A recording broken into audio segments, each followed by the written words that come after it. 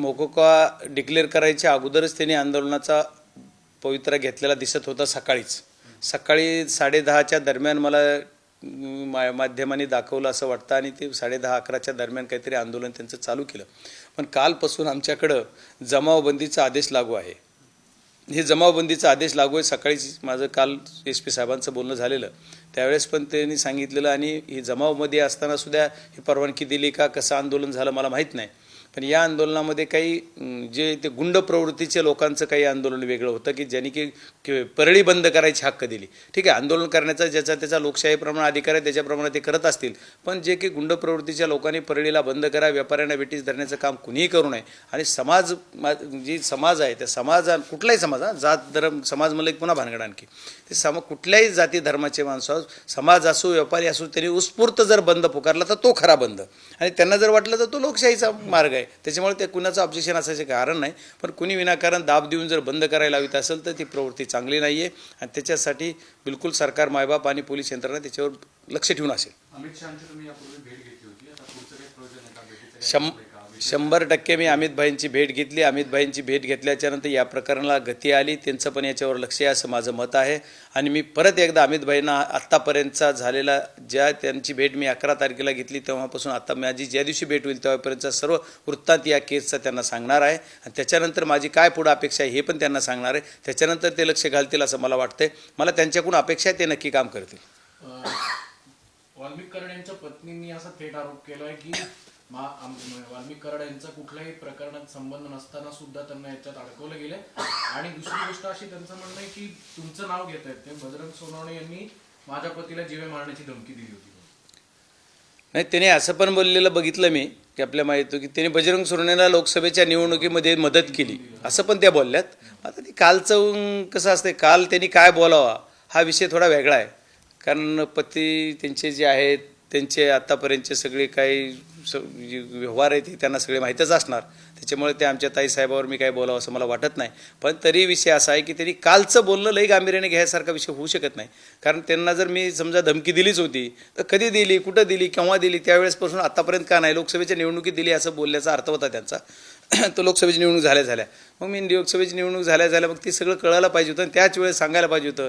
जर जे हे खंडणीच्या आरोपामध्ये अडकले जाते, जे गुंडा राज करते, जे आमच्या सर्व लोकांना टॉर्चर करू मारायचा आदेश देते, जे कट रचते, जे दाबदडप करते, अशा गुंडांना मारायची धमकी जर बजरंग सोनवणे देत असेल तर त्याच वेळेस त्यांनी ते डिक्लेअर करायला पाहिजे होतं.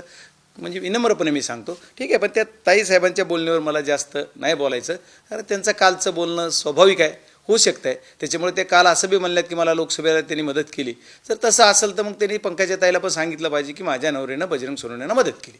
घुले चाटे सांगायला आपण बघतो की बेड्या घातल्या जातात हातात, पण दुसरीकडे या सगळ्या प्रकरणात जे आरोपी आहेत वाल्मिक कराड त्यांना मात्र बेड्या त्यांच्या दिसत नाही. VIP ट्रीटमेंट दिली जाते अशा पद्धतीचा दावा केला जातो. तर या सगळ्या पाठीमागे दहशत आहे की धनंजय मुंडेंचा दबाव? नाही, आता याच्यामध्ये काय आहे सांगता येत नाही. ते आजारी आहेत का, त्याच्यामागं काही शक्ती आहे का, त्यांचं काय आहे. पण याचा अर्थ असा असेल की ते आरोपी जे झाले ते काल आलेत मोकोकामध्ये. त्याच्यामुळे मोकोकामध्ये आल्याच्या नंतर बेड्या घालायचा असं काही एखाद्या वेळेस नियम असू शकतो. पोलीसचा काय नियम आहे मला सांगता येणार नाही. किंवा पोलीसला काय वाटतं की नाही माझ्यासारखा एखादा असा काळा दिसला तर त्याला नाही, एखादा चांगला दिसला तर त्याला, किंवा असं काय असेल त्यांचा नियम कसा आहे माहीत नाही. कुणाला कशा पद्धतीनं त्यांना बेड्या घालावं वाटतं ती पोलीसचा अधिकार आहे. त्याच्यावर त्याचं कायद्याप्रमाणे मला त्याचं नॉलेज नाही. ज्यावेळेस मला त्याचा अभ्यास करून मी तुम्हाला पुढे सांगेल. सारख्याच गुन्ह्यातले आरोपी आहेत पण काहींना तशी ट्रीटमेंट आहे, यांना अशी ट्रीटमेंट नाही. तर पोलीसला आपण जो प्रश्न उपस्थित केला आहे त्याच्या बाबतीत मी पोलिसांना पण विचारेल की बाबा असं मीडियावाले बोलतायत, म्हणजे जनरल पब्लिक बोलते, तर याचा अर्थ काय, तुम्ही कशामुळे असं करताय. असं मी CIDच्या प्रमुखाला आणखी काही कुणाला फोन बिल लावलेला नाही मी. पण मी नक्कीच ही तुमचा संदेश SP ना बोलतोय मी. SP ना हा तुमचा संदेश मी बोलेल. लगेच आपलं एकदा बाईट संपली की मी SP ना फोन लावून विचारेल की साहेब असं असं मीडिया मला विचारतो, याचं उत्तर मी काय देऊ. सर, या संपूर्ण प्रकरणाला 1 महिना झाला, आंदोलन झाली, कारवाई होती. कुठेतरी जातीय तेढ निर्माण करण्याच्या काही लोकांच्या भावना आहेत असं वाटतं का, ज्याच्यामुळे राज्यातलं स्वास्थ्य कुठेतरी बिघडलं जाते सामाजिक? नाही, एका मुठभर लोक आहेत की ज्याला समाजकंटक आहेत, यांना हे वातावरण बिघडवायचंय, जातीच्या नावावर न्यायचंय. गुन्हेगारला जात नसती, काय नसते, विनाकारण. आता कोण म्हणतंय की एक समाज ह्या समाजाचा असं, या समाज, बिलकुल ही चुकीचं आहे. ह्या कोण जे हे करतायत हे खूप वाईट कृत्य आहे, किंवाची नियतच साफ नाही आहे. नाहीतर बीड जिल्ह्यातला वंजारा समाजसुद्धा खूप प्रांजळ आहे, चांगला आहे. हे का मतं कुणाला करायचा हा अधिकार आहे, पण बजरंग सोनवणेला जर वंजारा समाजानं मतं केली नसते ना, निवडून नसतो आलो मी. त्याच्यामुळे मी वंजारा समाजावर कधीच दोष देत नाही. माझे जीवाभावाचे कार्यकर्ते आहेत, मी त्यांच्यासोबत आहे. माझ्यासोबत 25-25 वर्ष झालं काम करतायत. काही बरेच 12 सरपंच माझ्या केस तालुक्यात माझे समाजाचे होते. आत्तासुद्धा काही जे सरपंच होते त्याच्यातल्या जवळपास 90% सरपंचांना माझं काम करता आलं नाही, पण मी त्यांना कधी नाराज केलं नाही, त्यांना कधी दूर ढकललं नाही. आणि आजसुद्धा लोकसभेला ज्या सरपंच मी ज्यांना ग्रामपंचायतला मदत केली, ग्रामपंचायतला निवडून आलेत, माझ्या नावाखाली निवडून आलेत, माझ्या पॅनलमध्ये निवडून आलेत, त्या सरपंचाला सुद्धा मी लोकसभेला तू माझं का काम केलं नाही, तू आता माझ्याजवळ यायचं नाही असं बोललो नाही. ते आजही माझ्यासोबत आहेत. आत्ता काल सुद्धा माझ्यासोबत, माझं तुम्हाला वाटलं तर इथलं सीसी फुटेज दाखवतो, माझ्याकडे काल येऊन गेले, आज नाही तिथं की. आणि दररोज माझ्यासोबत गाडीत वंजारा समाजाचे कार्यकर्ते आहेत. याचा अर्थ असा नाही की वंजारा समाज आणि ह्यांची सर्वांची कुणाला तरी फक्त जातीच्या आड का पडायचं आहे. आता कोणतरी म्हणतं की, आता मला त्याच्यावर जास्त बोलायचं नाही आज, पण कोणतरी म्हणतं की या जातीचं असं झालं, त्या जातीचं हे चुकीचं आहे, जातीपात काही नाही. या सगळ्या घटनेनंतर अजित पवारांनी त्यांच्या राष्ट्रवादी काँग्रेसची बीडची कार्यकारिणी ही बरखास्त केलेली आहे. काय तुमची काय यावर नेमकी प्रतिक्रिया की नाही, मी काय बघितलं नाही, पण दादानी ही कारवाई करायला एक तर वेळ केला, आणि वेळ केला ते करू देत. अरे पण तुम्ही करतानाच एकाच मतदारसंघात काय काय दिलं. जिल्हा परिषद अध्यक्ष परळी मतदारसंघ, पक्षाचा अध्यक्ष परळी मतदारसंघ, महिला अध्यक्ष परळी मतदारसंघ. ह्यावेळेस त्या दादाने त्यावेळेस जरा बघायला पाहिजे होतं की कुठं कुठं काय द्यायचं.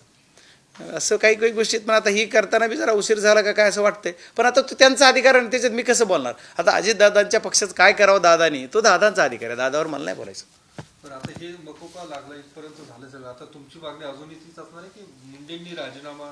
माझी मागणी पहिल्या दिवसापासून आजपर्यंत शेवटपर्यंत एकच आहे की संतोष देशमुख यांच्या हत्येच्या संबंधित जे जे कुणी आहेत, जी तुम्हाला चेन मी पहिल्यांदा सांगितली, सर्व चेन ज्यांनी कुणी मदत केली, ज्यांचा शेवटच्या क्षणापर्यंत यांना अटक होईपर्यंत बी ज्यांनी यांना सपोर्ट केला, ही कट ज्यांनी रचला, याच्यामध्ये जे कुणी सामील असतील त्या सर्वांना शिक्षा झाली पाहिजे, सर्वांना फाशी झाली पाहिजे.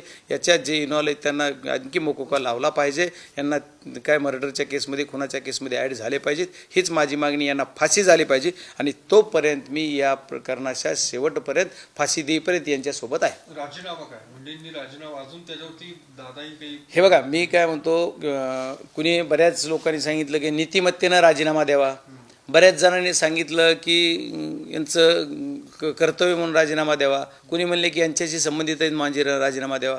वेगळ्या समाजातून मागितला, वेगळ्या पद्धतीनं राजीनामा मागितला. आता मी कुठल्या अँगलला आणखी राजीनामा मागितला म्हणजे देणार आहेत? मी मागितला की ते देतील का राजीनामा? मला काय मागायला, पण मी मागून काय, त्यांचा सरकारचं मध्ये त्यांच्या पक्षाचा त्यांचा स्वतःचा विषय, त्याच्यामुळे त्यांनी काय करायचं तरी ठरवू देत.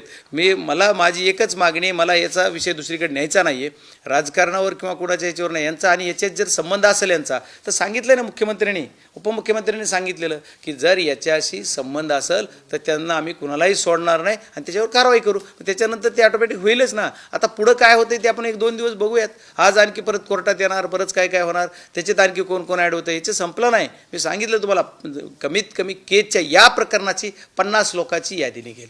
50. कारण आता तुम्ही साधा बघा, आरोपी 7 प्रत्येक वेगळ्या दिशेनं पळून गेले, वेगळ्या ठिकाणून गेले. मग त्यांनी दररोजचा मुक्काम झाला. त्यांचा मुक्काम कुठं झाला? सोलापूर जिल्ह्यामध्ये कधी मुक्काम झाला? सोलापूर जिल्ह्यातल्या कोणत्या उकडगाव काय तिकडं कुणाचा मुक्काम झाला?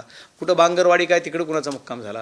म्हणजे हे आता मी सांगतो ही म्हणजे बघा, हे त्याचं लॉजिक, याचं कुठं कसं धाराशिवच्या कुठं आले, त्याच्यानंतर पुण्यात कसे आले, पुन्हा कोण गुजरातला कसे गेले, मुंबईत कसे आले, मुंबईत कुणी दिलं, इथं बालेवाडीत कुणाकडे आले. ह्या सर्वांना गुन्हेगार केलं पाहिजे आणि याला सहआरोपी केलं पाहिजे. तरच खऱ्या अर्थानं पुढं म्हणजे जे आरोपीला सहारा देताना सुद्धा ही सर्वजण घाबरतील, नाहीतर कायद्याचा धाक राहणार नाही. कायद्याचा धाक ठेवायचा असेल तर यांना सगळ्यांना सहआरोपी केलं पाहिजे. सहआरोपी केल्याशिवाय, यांच्यावर आरोपपत्र दाखल झाल्याशिवाय, यांच्यावर मोका लावल्याशिवाय खऱ्या अर्थाने न्याय मिळणार नाही. न्यायासाठी फार बारकाईने लढत आहे. यात पुण्यात ते कुठे होते याबद्दल काही इनपुट्स आहेत?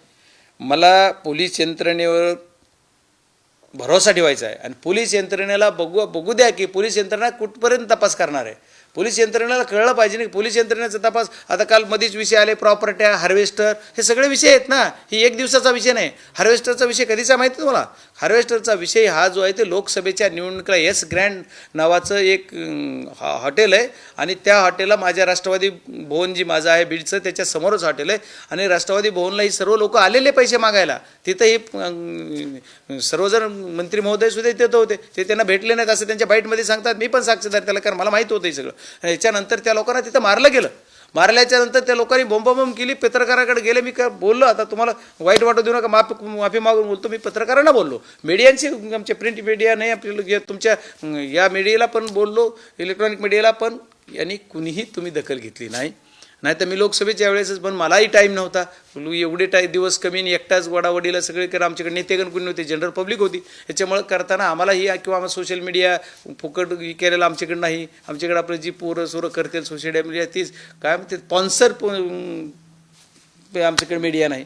त्याच्यामुळे आपलं सोशल मीडिया जो ते आमचा असाच चाललेला आहे. त्याच्यामुळे ते ही गोष्टीला मी कमी पडलो. पण हार्वेस्टरचे पैसे 8-8 लाख रुपये प्रत्येकाने 140 लोकांनी दिलेत. 11 कोटी 20 लाख रुपये होतात. आणि ती पनवेलला कुठेतरी दिले, तिथं काही जणांनी सांगितलं. आणखी ह्याच्यात नावं लय आहेत, पण मला घेण्यापेक्षा पोलीस काय करते बघू दे. आता ह्याच्यात कुणी म्हणते पुरावा द्या. आता काय पुरावा आहे? प्रत्येक गोष्टीला पुरावा लागणार आहे की अरे रडायलेत मरायलेत, ह्याची चौकशी तर करा ना. पुरावा नाही सापडला तर सोडा तुम्ही पुन्हा.